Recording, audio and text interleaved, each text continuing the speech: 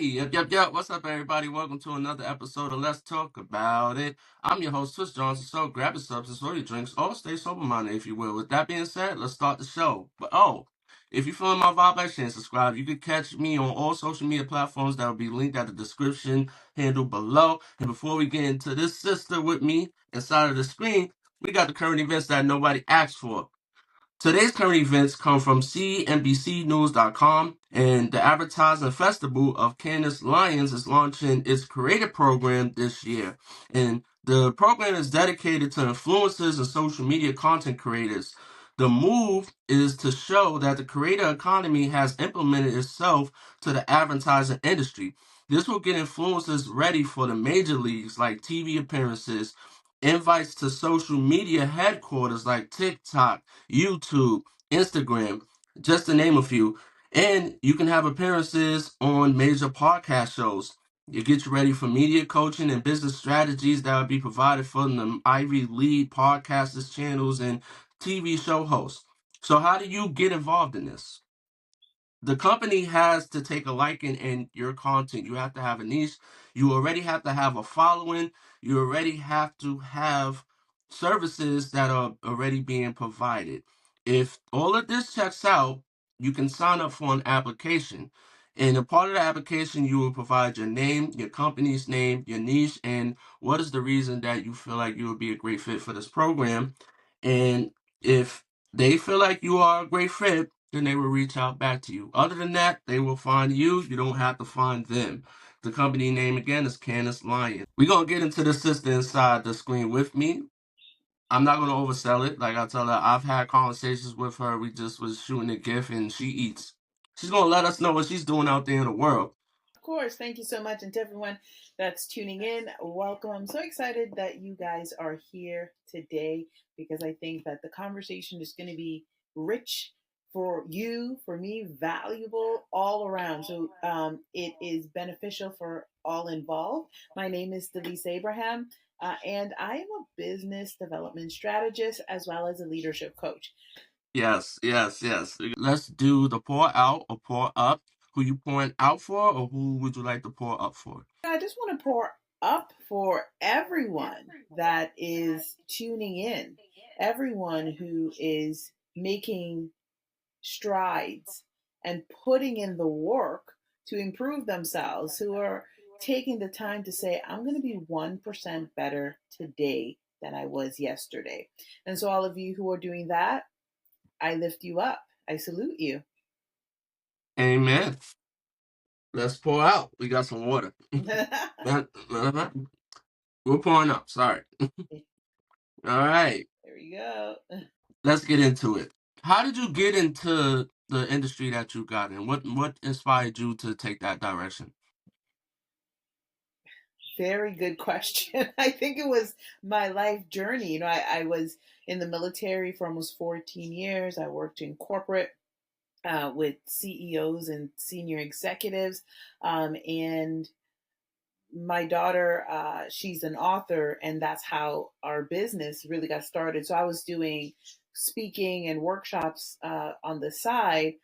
Um, but really, when she wanted to get into the books and share her message of kindness and compassion based on her experience as well, that's when I started to see a need for it. And actually, parents and entrepreneurs connected with me, and they're like, I like what's happening here. How do I do this? And it's like, okay. I found it interesting because a lot of people they are gravitating to become strategists now. So you will see social media content, YouTube, Instagram, and you'll have all these advisories. And some of these individuals, they might have been doing this off camera, but they're popping out of nowhere and they have all of these interesting takes, these things, mistakes to avoid. It's levels to this, I'm sure. Yes. So how much education does this require? How much experience does this require before you can actually become a strategist? I agree with you. There are many people who are calling themselves experts and strategists and all of these things. Um, but it takes time. It's not, I would say, minimum, if not more, a decade to call yourself that. And I recognize we live in a time now where things are so fast and the experience is a lot. Mm. But depending on the level you're at, depending on the work that you're doing and the level that you're at, make sure that if you're calling yourself a strategist, that you're strategizing in the right niche for where you're best able to support. So if you're a beginner, focus on beginners because they may be able to do that, right? In my case, for example, I'm a board advisor for a business. There's stakes on hand for this, as well as I work with entrepreneurs who have been in industry for a long time. So I'm not necessarily looking at helping someone strategize when they're now starting off, although I can support in that sense and I would support as a mentor, but when they are scaling and when they are and or expanding their team, right? There's millions of dollars at stake. And you want to ensure when you're strategizing, you have the right people beside you. So a lot of the times people are going on social media or Google or Mhm. ChatGPT and saying, well, write this really great thing. And it's not that it's wrong. It's just that if you cannot back up what is being written or what you're putting out there, don't put it out there because it's a lie if you're going to do that, and people can actually sue you because Mm. you're making them they're spending thousands of dollars so that you can help them. I do recognize a lot of people are now utilizing ChatGPT and social media, and they're giving these advisories. Not sure if they have these certifications or licenses to back them up in CYA, cover your ass. We're not sure. So where do you come in with that? What advisory are you giving if someone's coming to you and they're like, "Hey, I need to get this business off. I need a strategy to launch my company Yep. and get it to in front of the audience the best way that I can." What is for the beginners that are coming in? How are you interacting and letting them know that like this is what I'm willing to do for you, but this is also what I'm suggesting so we can have a healthy rapport as we take this off. Well, good question. I actually was on a phone call today with a young woman who is looking to start her business, and she found me on YouTube. She saw a video and then she stalked me on Instagram, and then she decided to reach out because she's like, I actually enjoy what you have. I see the work, and she's seeing the credentials that go with it. So in this case, the advice I'm giving to your audience is exactly what I said to her today. And this was in a 20-minute conversation that we had. I was like, what do you figure out what it is that you want to do? Not only your passions, but what would your audience want? Who are you serving? You got to ask yourself these questions. Now, I'm not even looking at her at this point to say to be even a client. This was just us having a conversation of what it is that you're wanting. Who do you want to serve? What type of audience do you have right now? And to start giving them drip content. Not drip content to say that you're going to start the business, but drip content so you can actually start doing the statistical, analytical work and research that is needed to know, is this something that's going to be profitable for me? Is there a future here? Can I see this long term? And I mean, I had a conversation with her. She was telling me, who she is and where she's at. But that I just started literally as basic as that. And then I said, let's have another conversation. So I know a lot of the times people will get on the phone call and they have their sheet to make sure that you're qualified, right? They will have and those things are really great as well. This was just like an intro conversation that I had, so I didn't have that sheet for her because I just wanted to get to know her and figure out where she was at. But when you're starting off, you have to do the research and you have to know the data before you could even put in any kind of financial money. The finance Mm-hmm. you're putting in is your time. And you have to put in your time because when you are starting a business, you're going to need money. And right now, with the banks and everything that's happening, they won't necessarily give you a loan. And there are all these incubator programs. That doesn't mean that when you pitch, you're going to get that $20,000, $30,000, $100,000 that they have for your business, because a lot of that money generally goes to technology, like someone in the tech industry, right? Because investors know that they are going to get a fast return on it. So there's all of these factors that you have to pay attention to. And testing out your audience and doing your own research, not just asking them, hi, do you think you would do this? No, like literally put out some content, go to Canva, it's free, you don't have to pay for it, right? Or any Right. one of those things, and put out some stuff that you're interested in, something that you're thinking about, and then pay attention to the response. Of course, engage with your audience. And from there, that's where the interactions start happening. That's where you will see the response from your audience. And that's when you can kind of say to yourself, okay, for 30 days, I did this. And in that 30 days or 60 days that you're doing it, you're still making plans. You're still figuring out, okay, this is the business. This is where I want to be. You're kind of like a proposal that you're doing. Um, and now you're ready to work with someone. And the reason why I highly suggest people go that route is because you never ever ever want to pay money, because this is thousands of dollars you're paying someone to coach you, to mentor you, right? To Right. work with you, and then you don't get the ROIs, and or you're not ready to receive what that person is given to you. Mm-hmm. So do the work first, figure it out, go on your social media, put some drip content, see the response, engage with your audience, try to get into your ideal market before you even think about hiring anybody, getting a VA, putting money and registering your business or anything like that, because you really want to be clear. This is not a sprint, it's a marathon. They have the 100-meter dash that lasts for what? It's like a minute, if that long, right? You're not here Right. for 30 seconds, right? Or 9.8 seconds, however fast the fastest Mm-hmm. person is. You're here for the 4-hour marathon or 6-hour marathon, which is a long time. I feel like, when we are coming up with these business ideas, you just starting out, you have the idea, but the execution, which I say a lot, how you execute it, there is steps. And you're probably, let's just say you do have the compensation to invest in yourself, Yeah, but you don't have the niche, you don't have the audience, you don't have the supporters. So basically, I feel like it's going backwards. yeah. How about like for individuals who are starting out and they feel like they have what it takes?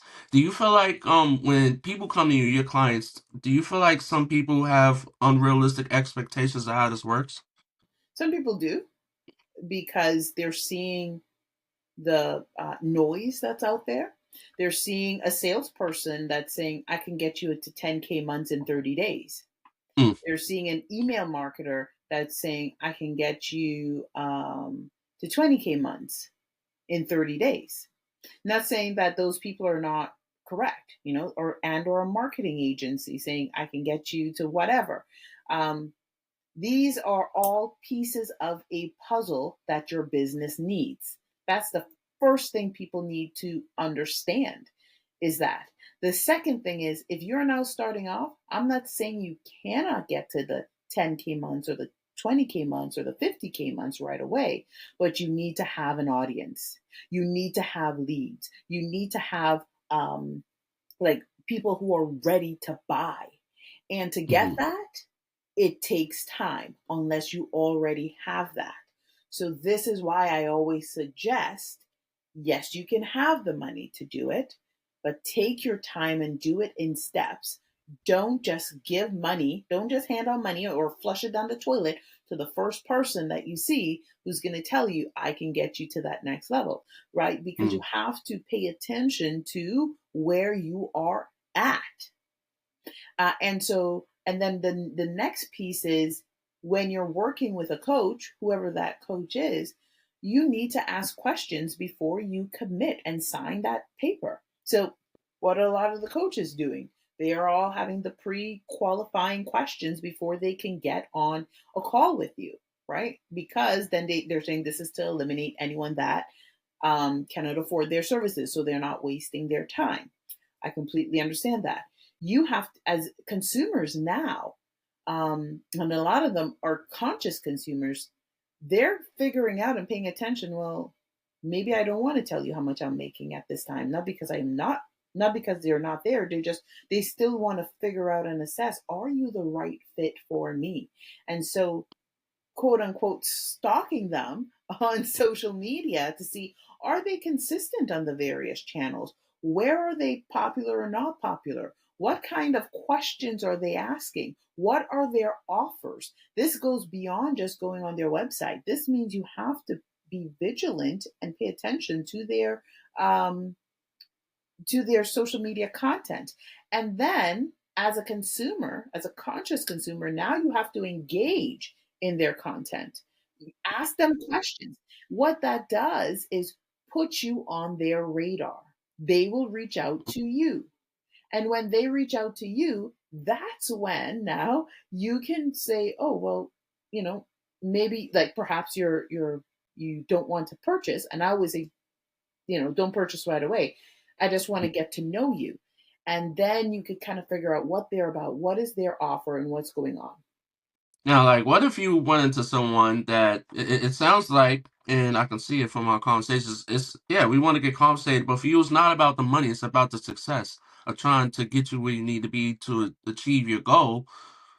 How do you how do you deliver a conversation for someone who you might feel like they're just not ready? You just let them know. I just say, so any conversation I go into, any prospect, so I have podcasts, networking, anything. I go in Mhm. with the attitude of, we're just two people, we're having a conversation, and we're going to see how we're going to support each other. And I'm looking Mhm. at it from that standpoint of how this is beneficial for both parties involved. Amen. The reason why I do that is because I'm following this principle of, or really just this thing that Zig Ziglar used to say, the more people you help get what they want, you get what you want. So help people get what they want. Now, Mhm. instead of looking at thinking, I need to get this amount or I have to get this 5 clients, then you're in that poverty mindset. Then you're in that like I have to do this, I have to do that. It becomes very stressful. And you have to understand that anyone that you're having a conversation with, they're going to feel that. They're going to pick up on that energetically. And so then they might just be like, no, no, I'm not right. I'm not ready yet. Versus you're still being honest about this is what I do, this is who I serve. If you're ready, great. If you're not, it's okay, right? Follow along. Your ROIs always exceed more than your finance because they may not buy today, but they could buy in 2 years. They may not buy today, in 2 months. They may not buy today, but perhaps they know someone who needs your services or some company that they could introduce you to with a partnership. And Mhm. that is worth its weight in gold. That is Right. beyond gold, really, because you're getting more than the one person. They've opened up a network, their network to you. So instead of one, now you may have 10. Maybe there's 10 people in their network. I don't know. Right. And that piece is key because now you can start building your leads. And then the money, it starts to flow in. So, yes, finance is important. Yes, all of these Mhm. things are important, but there is a way for you to get it that still you can still be authentically you and not having it as like lord of your life. I have to get this, I have to achieve this, I have to achieve that. And you're start seeing Right. a lot of sales coach now moving it away from that sort of approach, they're still giving you the finance piece, which is very, very important, but Hmm. they're doing it where they're saying, we got to sow seeds. They're using these terms. And I had an interview today, and this is what this lady said. She's from Dubai. She's highly successful, 20 years in the industry. She's like, my sales team, we sow seeds, because she understands that when you sow a seed, and I don't just mean like giving financially or doing charity work, but like Hmm. sowing seeds in your business, right? Doing the drip content, doing all the stuff, doing the engagement, the email, all of that. That's sowing the seeds in your business. It's going to flourish, and eventually it's going to bear fruit. I want to double back a little bit about what you were saying as far as like people coming into um the industry and they're trying to get their business off, and you were saying that these strategists will come and say, "Hey, I can make you over here, and I can like have you to 10Ks and all of that," and now they just took your money, Mhm. and what they promised it wasn't delivered. That's right. And So yeah, yeah. And, and I when see that a when you lot. read their contract, the thing is, when you read their contract, there's always a no clause that says there is no guarantee. You look at a marketing contract. And the Yeah, that little little fine part, print. They always that little there. little. Yeah, they always say, remember, there's no guarantee. There's no guarantee. We're gonna put in the work, but there's no guarantee. But I can guarantee you're gonna give me this 15K. Yeah, that's right. And if you don't pay them, they get upset. They'll get angry, Right, right? right. And I see that a lot of these advisors, they're willing to take your money even if they don't feel like you're marketable just yet. Yeah, So they live up to that challenge where I'm just going to take the money and I'll do what I can and see what comes out of this. And now you get discouraged. You don't have these funds anymore. that's right. You probably just gave what you could for that investment, and it didn't take off the way that it was proposed to you. Right. Sales 101. It's uh, mhm. let's turn the gears a little bit. You do advisories and you also do coaching. So you're a strategist and a coach. What's the difference between your advisories and your coaching? Excellent question. When you're strategizing, you're how to explain it easily. Well, I mean, it's all easy to explain, Make but it hard. yeah, they're all Okay. easy to explain. But essentially, as a strategist, you're creating a tactical plan. So I was in the military, so sometimes I'll use that. Um, you're creating a plan, a path, and then you have to be able to implement it. So you're either there's a goal at the end of it. In coaching, there is Mm, too, but you're very intentional and specific about that. So, for example, there was I had a client. She before we even got on a phone call, well, before we even worked together, she said to me, "I'm going to write a book." I said, "Okay, that's great." Now she mm, knows that we have books, and my daughter has won several awards, and the book has won awards and stuff like that.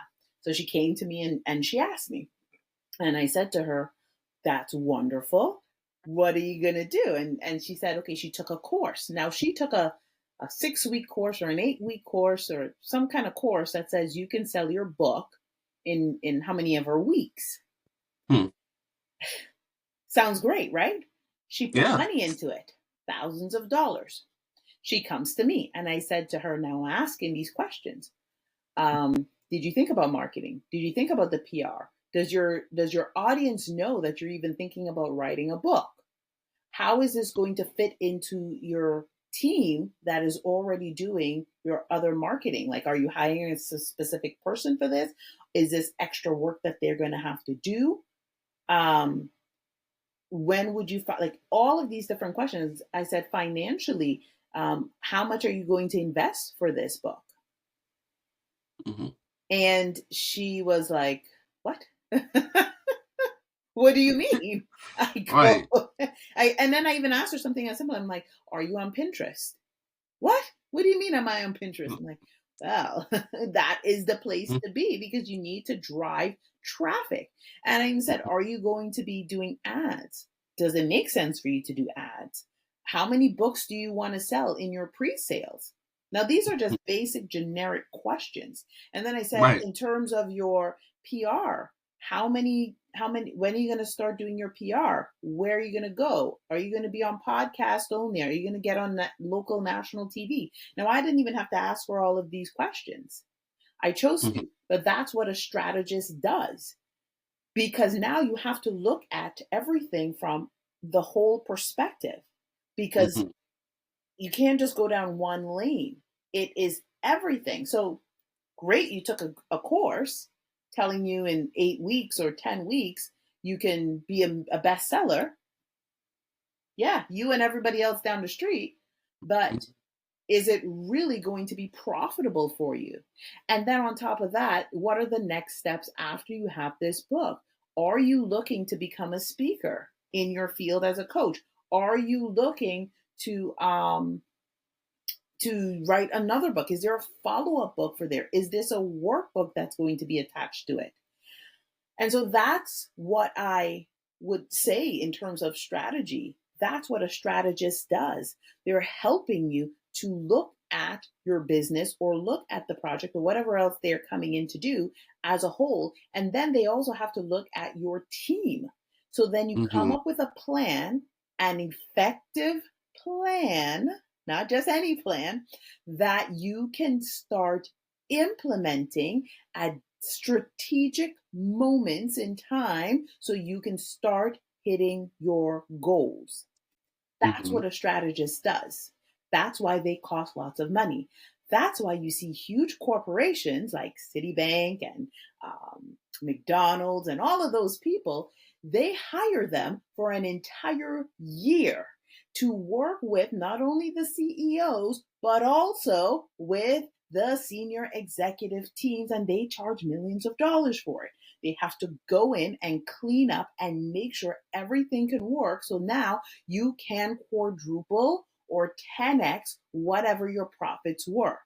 That's a strategist. A coach, they come in and they guide you through. They're not opening their networks to you.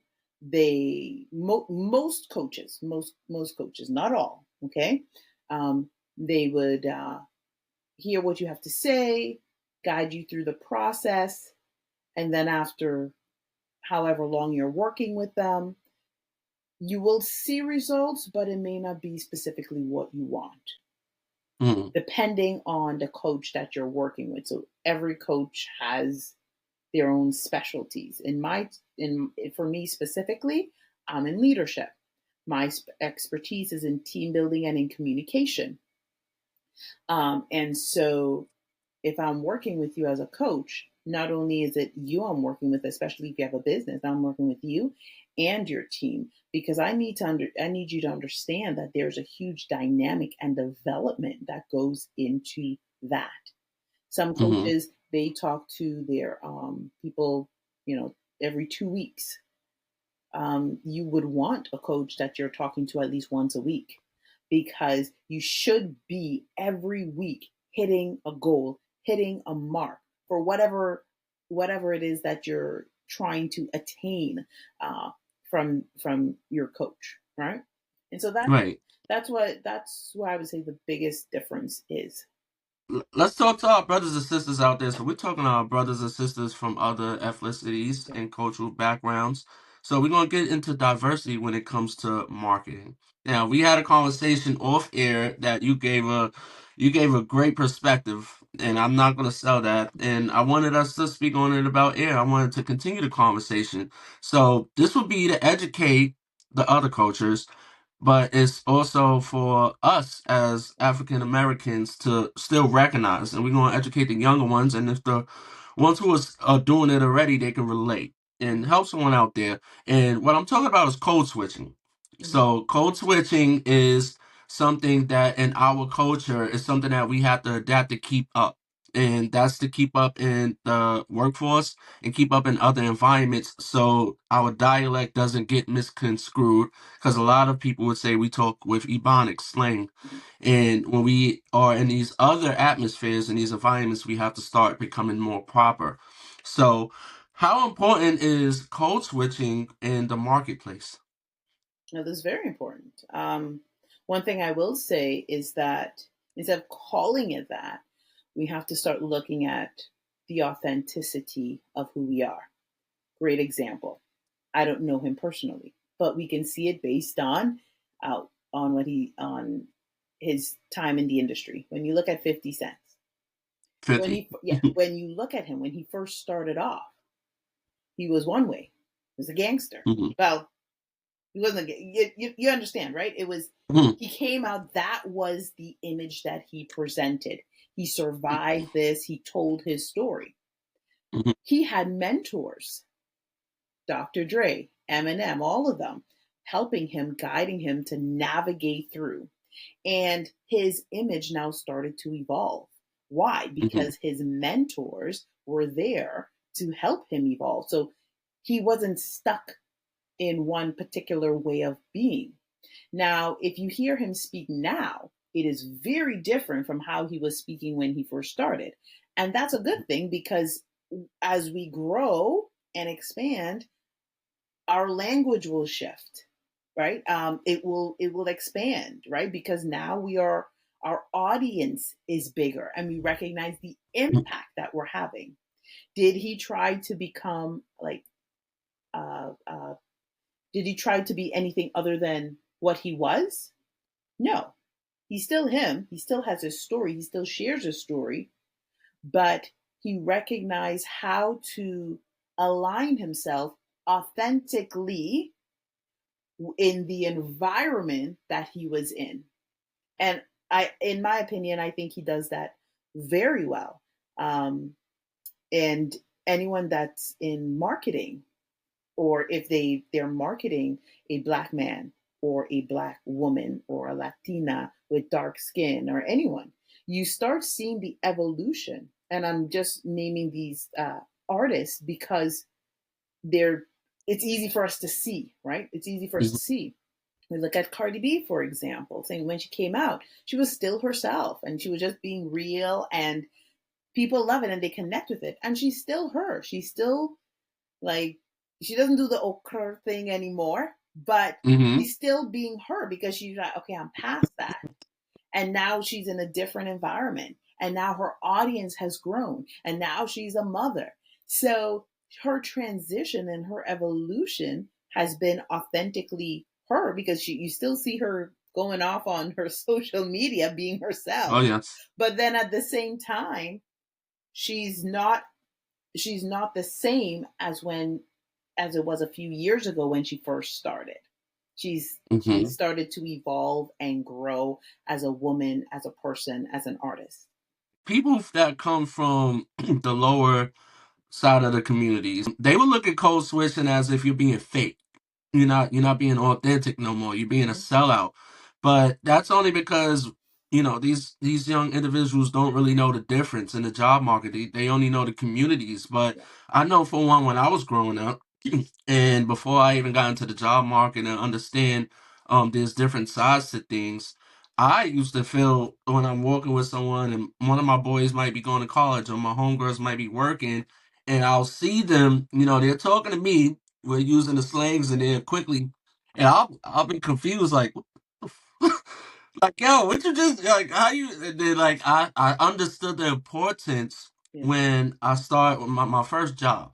Mm-hmm. We can't talk like we're talking to our buddy on the street. No. This is where you have to become professional. Yeah. This is where you have to learn the scientific terminologies of the dictionaries so you can be correct when you're interacting with other cultures. And the workforce is very diverse. So you want to make sure that you educate yourself on the other cultures when you're having those conversations, especially when you're marketing. If we're marketing towards the African American culture, of course, we're going to be using profanity, making comedy and raw content direct. But if we're talking to another audience, you have to be versatile and gear into what they're liking and what they're experiencing. And like 50 Cent is a great example. Then you have the Keenans of the world Yeah. that's on Saturday Night Live. Yeah. We love him. So does the other coaches love him, but I can watch him on a podcast that's geared towards us, and he doesn't sound anything like that. He's talking so different, and then you're seeing him on Saturday Night Live, and you're like, you know. Yeah. So it's not being fake and it's not changing. It's just channeling in a different it's just channeling in different energies so you can be able to be relatable. Look at it Relatable, like that. exactly. Yeah, and Look look at it at like Snoop that. Dogg. I think the biggest example is Snoop Dogg. He is still him. He's still smoking his weed, but Right. look at the evolution of how he speaks. Look at the evolution of how he dresses. Right? I mean, he's still him. He's still wearing his stuff, and he's doing his thing, but everyone accepts him around the world, Hmm. globally. They're like, I just love you, right? Like I just love what you're doing. Now, he had to evolve, he had to grow, he had to learn how to connect, and he even shares this in any conversation or podcast or lives or anything. Even when he talks with he's like, oh, I really love Martha Stewart. She helped me. She was like a mentor to him. She opened up her network to him, right? Hmm. And she was teaching him, but he's still him. He's still being real. And everyone, because of that, now they're like, oh, he's relatable. He's relatable because he's connected with this person. He's relatable because he's so fun. We all do the same thing. We're all like we're everyone trying to find one similarity that it is. And then you see this younger generation of 4 or 5 year olds who are now singing his affirmation songs that he made for his grandkids. Right? I Hmm. am powerful. I am this. I'm that. And it doesn't matter where in the world these kids are, white, Asian, anything, they relate to him because this is what's playing in the private school. Hmm. It is. I'm not even making this stuff Absolutely. up. The private schools are playing his affirmations to these kids so then they can get to know who he is. Right. And time on into like controversial with our culture. You have also individuals who would feel like because you're not identifying with the black culture that you are, like I said, a sellout or you're not black. Like they're declining your black card because of the things that you're presenting so you can get ahead. So how do you feel when you hear that statement that like people would decline your black card because you're not presenting as the black culture? I think it's ridiculous and it's nonsensical. Like, Hmm. it's nonsensical and asinine. Um, you're gonna deny someone's that doesn't it doesn't even make sense. I just there's no answer. It's just it's Right. nonsensical because we are who we are. The world sees us as that. No one's trying to get ahead to make it seem that because they're doing anything nefarious to do that. The issue is the person who thinks that has an issue with that. They need to look at themselves and figure out, okay, Hmm. well, you know what? I'm revoking this person's black card. Look at your life. Where are you right now? How are you making that difference? How are you progressing? How have you helped your community grow? And when they actually take a look at themselves, you will find majority of the people who are revoking these cards or canceling and doing that, they're have some sort of insecurities attached to certain things. Right. I think our brothers and sisters, we are hard on each other. I would say I'm guilty by stereotyping or feeling like you're not. But once I started to educate myself, that's us as a culture. But as an individual, you have to stick to what you believe and who you are. Like I asked a question because I was watching this podcast by this brother named Amir, and he does a lot of content on our culture and like how we hard. So he was saying he was having a hard time because he wasn't being considered like the black minorities and like how we handle things because he's into anime, Yeah. he likes comic books, the way he talks, like how he presents himself as so he felt like he was being talked down on by his peers Hmm. because he couldn't identify and he's talking about anime while others are talking about 106 Park or BET, Hmm. and he cannot name like a top five rap group, but he can name a top five punk rock or country. Hmm. So he was being declined. I was watching a clip of Jay Farrow, he said, he didn't feel like he was able to connect, but also he had to bring back the roots because people were looking at him because he can drop the word, he can say nigga and everything, but he has never had Kool-Aid, he was saying. He didn't grow up having Kool-Aid, he grew up having Crystal Light. He made a joke about it in his recent stand-up. So it's to where is that because you don't have those struggles, you don't present as black. Like you don't have a Kool-Aid glass inside your refrigerator. You don't have bags under the cabinet that you use as garbage bags. You don't sleep two by the head, two by the feet with a pillow. So it's like I look at it as like I thought we were supposed to evolve. We were supposed to be happy.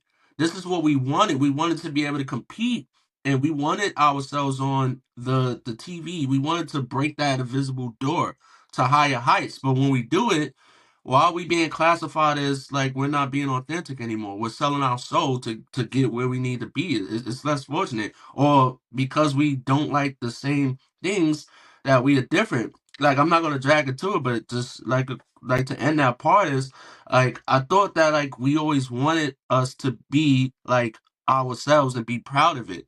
But how we like that if we tearing down each other Well, just for that? well, look at LeBron James, right? He's still authentically himself. He's doing what he has to do. Hmm. Did anyone take away his Yeah. card? No, but he's still him. Yeah. Does he sound like he Yes. was when he wherever he was living? No. Does he actually talk a lot about his past? Not too much, Yeah. unless it's absolutely needed. It's not that he forgot. It was just it's not. Hmm. Yeah, he's not talking about. Oh, I was drinking Kool Aid. He doesn't say that. I never heard him say that. Like you know. Right. Yeah, It's tough because no, we're hard. but he We're came and he hard built on each a other. $1 billion, almost $1 billion empire. He has the support of his wife, his family, and he's just doing Yeah. his thing. Please, like, yeah. Next question. Yeah. Yeah, Like yeah. Yeah. change your 'Cause we don't mindset. want to bring it Not there. you, but like How about anyone that's like thinking that in that term, anyone thinking, change your mindset, deal with your insecurities, get over yourself. yeah? That's just it. Get off the block. Maybe you'll understand Yeah. like what's going on. Let's talk about more of a coaching that you do. Like so, I know that you do like a little bit of religion and humanities. You touch into that channels as well. What's that like? Well, I'm a Christian, and I know that many people there's like, what does that mean, and all of these things, and they have all their stereotypes. So when I building any business, it's very important to have a foundation. It's like building a house or having an oak tree, right? The roots need to be very strong. What many people forget is that many nations have been built on the word, on the Bible, the foundations. A lot of businesses, see some of those top ones? Guess what? When you hear them speak, if you do understand and know the word, guess what? You will hear that they are using it. Mm. Given it shall be given to you, right? Right. They would say, oh, well, the law of reciprocity, but then they will quote something from scripture. They would talk about wisdom. And when you start using the biblical foundations for your business, now you have a structure that can hold. So, regardless of what happens in your business, you still have that foundation to lean on. So, there are things on integrity, on vision, on purpose that is written in scripture. And I share some of these scriptures that people can look at. And I do this through, it's called blessing, it's called sacred success. So it's, and blessing your business, right? You want to understand, what does the word of God say about having a vision? What does that mean? And so as you're going through, this isn't just like a one and you're done. This is like a daily practice. This is part of like your meditation. This is part of your growing and development and expansion of your business. And you're not like, for me personally, I work with anyone, but when people have something to hold on to and they have that foundation, they become stronger. The other thing is if you're now starting a business and if you understand the consciousness that we're in right now, we are um, into this conscious consumerism. Conscious consumerism is being knowledgeable. You are putting your dollar where you want to, majority of the people. Some people are just randomly spending. And they're like saying, I'm making a conscious choice to buy organic. I'm making a conscious choice um, to shop at this store. I'm making a conscious choice to shop local. That shift started off with Whole Foods. And when that started, that's when we started seeing this explosion of it. Now people want that spiritual consciousness. They want that connection. We're looking at consumers from a global perspective because, one, when you become aware, when you become conscious, now you need that connection. Now Mm. it is, we're scrolling so much, what is going to make me stop? And so a lot of the times, and what's happening, it's not there yet, but it's in the beginning stages. It's like people say, "Oh, this resonates with me." Why is something resonating with you? Now you had a connection to it. There was a word that drew you in. It was a post, right? A lot of people are like, "Oh, you need a hook, or you need to do this, or have some gimmick," and some people do that, and it works only for a moment. But then when you're tapping into the consciousness of the environment, the consciousness of what's going on in your industry, it becomes very easy now to align yourself when you have a foundation and you have a structure which is based on the word to connect with the people who need your services. Now, that might That sound like a part. whole lot of things that I just said, and they're like, Mm-mm. what? This No. is too much. But that is just the basics of it. And because I use this in my own business, in my own life, I see my communication becoming better. I see the challenge that I put my team through because I'm always challenging them, right? We hit something great. What's next? Not to say Mm. what's next to be greedy. It means how can we now expand? How can we now grow? Yes, we've celebrated things are great, but what more can we do? How can we be of better service to our clients, to the other? How can we better ourselves? And that Mm. comes from having that foundation and having that structure. That part. That part. Amen. A lot of people, coming into this, we do have our atheist brothers and sisters or don't follow Christianity. How do you deal with them? You don't have to deal with them. If someone wants to work with you, they will work with you. If they don't, they don't. Like, I'm not here to argue with anyone. I was actually on a live today. This is true. If you Mm-hmm. guys could go on my LinkedIn and you'll see it. We had over 100 people tune in because I had a woman from Dubai come in to talk about sales. And I was asking her questions. It Mm-hmm. was geared towards women specifically because she's a mother, a wife, and she has a successful business. She's been doing this for almost 2 decades. This young fella, ignorant, comes on and talks about Muslim Islam is fake. He's like, I'm an atheist and this and this. And she finished talking because I didn't Uh-huh. post it, but we will see it in the comments. And I Okay. stopped and I was like, look, we're not here for this. This is why we're here. We're talking about something very specifically. She has insight, she has wisdom, she has experience, and this is what the audiences need. This is why it's coming out here. If you don't like it, get off the channel. If you don't like it, do not follow. I am here, not here to make friends with you. I'm here to be of service to the people who actually need this information to Mm-hmm. implement in their business because a lot of people cannot hire a sales coach that is going to charge them $10,000, $20,000. And that's a fact. They That's a can't fact. have that. Or even $8,000 and they're working with them for like 6 weeks. You know what I mean? Mm. For some people it's very hard. So That part. yeah. So I have someone that's in my network who has a different a different belief. We're not here talking about our faith. What we're here to talk about is the business. And what we're Mhm. here to share is, okay, what are, like, what strategies or tips can you help others with? And how can you best support the entrepreneur, the executive, the business person? Yeah. So, and if someone wants to work with me and they like, I don't hide my faith, they don't have to work with me, and I'm okay with that. There's over 8 billion people on this planet. I love that.